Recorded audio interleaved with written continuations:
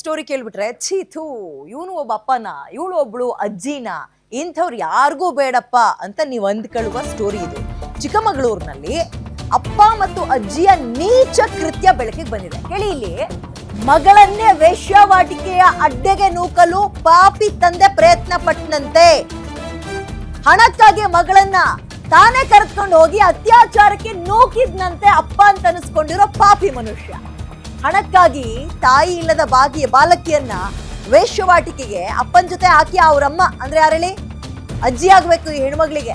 ಅಜ್ಜಿ ಮತ್ತು ಅಪ್ಪ ಸೇರ್ಕೊಂಡು ಮಾಡಿರುವಂತಹ ಹಲ್ಕಟ್ ಕೆಲಸ, ಆದ್ರೆ ಇಂಥ ಕಿರಾತಕ ಕೆಲಸ ಇದು. ಕಡೂರು ತಾಲೂಕಿನ ಬೀರೂರು ಹಳ್ಳಿಯೊಂದ್ರಲ್ಲಿ ನಡೆದಿರೋ ಘಟನೆ ಇದು.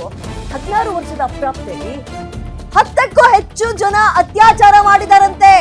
ಪೀರಿಯಡ್ಸ್ ಟೈಮ್ ನಲ್ಲೂ ಹೆಣ್ಣುಮಗಳನ್ನ ಹುಕ್ಕಿ ಮರ್ದಿದಾರಂತೆ ಪಾಪಿಗಳು. 6 ದಿನದಲ್ಲಿ 10ಕ್ಕೂ ಹೆಚ್ಚು ಜನರಿಂದ ಅಪ್ರಾಪ್ತಿಯ ಮೇಲೆ ಅತ್ಯಾಚಾರ ಆಗಿದೆ. ಭರತ್ ಶೆಟ್ಟಿ ಅನ್ನುವನೊಂದಿಗೆ ಮಗಳನ್ನ ಮಂಗಳೂರಿಗೆ ಕರ್ಕೊಂಡು ಹೋಗಿದ್ನಂತೆ ಇವನು ಅಪ್ಪ ಅಂತ ಅನಿಸ್ಕೊಂಡಿರೋ ಪಾಪಿ. ಮಂಗಳೂರಿನಲ್ಲಿ 6 ದಿನದಲ್ಲಿ 10ಕ್ಕೂ ಹೆಚ್ಚು ಜನರಿಂದ ಅತ್ಯಾಚಾರ ಆಗಿದೆ. ಊರಿಗೆ ವಾಪಸ್ ಬಂದ ಬಳಿಕ ಚಿಕ್ಕಪ್ಪನಿಗೆ ಆ ಹೆಣ್ಣುಮಗಳು ವಿಚಾರ ತಿಳಿಸ್ತಾಳೆ. ನಾನು ಹುಟ್ಟಿಸಿದಪ್ಪ ಹಿಂಗ್ ಮಾಡ್ಬಿಟ್ಟ ಚಿಕ್ಕಪ್ಪ ಅಂತ ತಿಳಿಸ್ತಾಳಂತೆ.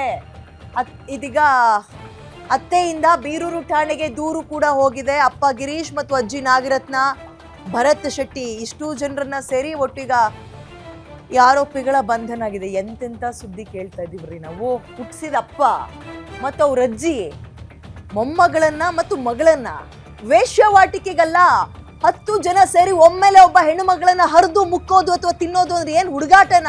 ಅತ್ಯಾಚಾರಕ್ಕೆ ಸಪೋರ್ಟ್ ಮಾಡಿದ್ದಾನೆ ಹುಟ್ಟಿಸಿದ ಅಪ್ಪ ಮತ್ತು ಅಜ್ಜಿ ಅಂತ ಅನಿಸ್ಕೊಂಡಿರೋ ಆ ಮುದುಕಿ. ಡೀಟೇಲ್ಸ್ ನನ್ನ ಕಲಿಗೆ ಭರತ್ ಇಡ್ತಾರೆ. ಭರತ್, ತುಂಬಾ ಆಶ್ಚರ್ಯ ಅನಿಸ್ತಾ ಇದೆ. ಎಲ್ಲೋ ಏನೋ ಮಿಸ್ ಹೊಡಿತಾ ಇದೆಯಾ ಅಥವಾ ಇದು ಆರೋಪನ ಹೆಂಗೆ ಅಂತಿದ್ದನ್ನ ಒಂದ್ ಕನ್ಕ್ಲೂಷನ್ ಬರಕ್ ಆಗ್ತಾ ಇಲ್ಲ. ಹುಟ್ಟಿಸಿದಪ್ಪ ಅಂಡ್ ಸಾಕಿ ಬೆಳೆಸಿದ ಅಜ್ಜಿ ಮೊಮ್ಮಗಳನ್ನ ಅತ್ಯಾಚಾರಕ್ಕೆ ತಳ್ಳೋದ? ಅಂಡ್ ಇದು ವೇಶ್ಯವಾಟಿಕೆ ಅನ್ನಲ್ಲ. 10 ಜನರಿರೋ ರೂಮಿಗೆ ಒಬ್ಬ ಹೆಣ್ಮಗಳನ್ನ ಕಳಿಸ್ತಾರೆ ಅಂದ್ರೆ ಅದನ್ನ ವೇಶ್ಯವಾಟಿಕೆ ಅಂತ ಹೆಂಗ್ ಅನ್ನಕ್ಕಾಗುತ್ತೆ? ಅತ್ಯಾಚಾರಕ್ಕೆ ಪ್ರವೋಕ್ ಮಾಡಿದ್ದಾರೆ, ಅತ್ಯಾಚಾರಕ್ಕೆ ಸಪೋರ್ಟ್ ಮಾಡಿದ್ದಾರೆ ಅಂತ ಅನ್ನೋದು ಇದನ್ನ. ಖಂಡಿತ ವಿದ್ಯಾ, ಏನು ಇಡೀ ಚಿಕ್ಕಮಗಳೂರೇ ತಲೆ ತಗ್ಗಿಸುವಂತ ಒಂದು ನೀಚ ಕೃತ್ಯ.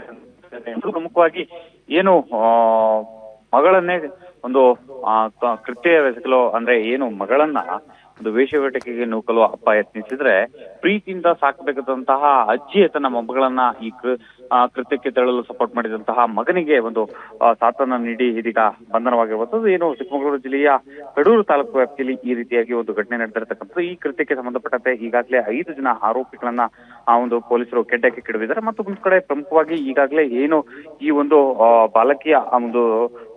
ಬಾಲಕಿಯ ಚಿಕ್ಕಪ್ಪ ಏನಿದ್ದಾರೆ, ಸೊ ಆ ಒಂದು ಚಿಕ್ಕಪ್ಪನ ಬಳಿ ಆಕೆ ಬಾಲಕಿ ಆದಂತ ಕೃತ್ಯದ ಬಗ್ಗೆ ಎಲ್ಲಾ ವಿಚಾರವನ್ನ ತಂದೆ ಹೀಗೆ ಮಾಡಿದ್ರು, ಸೊ ಹೀಗಾಗಿ ನನ್ನ ಕರೆದುಕೊಂಡು ಹೋದ್ರು, ಅಲ್ಲಿ ಈ ರೀತಿಯಾಗಿ ಕೃತ್ಯವೆಸಗಿದ್ರು, ನನ್ನ ಮೇಲೆ ದೌರ್ಜನ್ಯವನ್ನ ಎಸಗಿದ್ರು ಅಂತಕ್ಕಂಥ ನಿಟ್ಟಿನಲ್ಲಿ ಚಿಕ್ಕಪ್ಪನ ಬಳಿ ಒಂದು ಅಳಲನ್ನ ತಾಯಿ ಇಲ್ವಾ?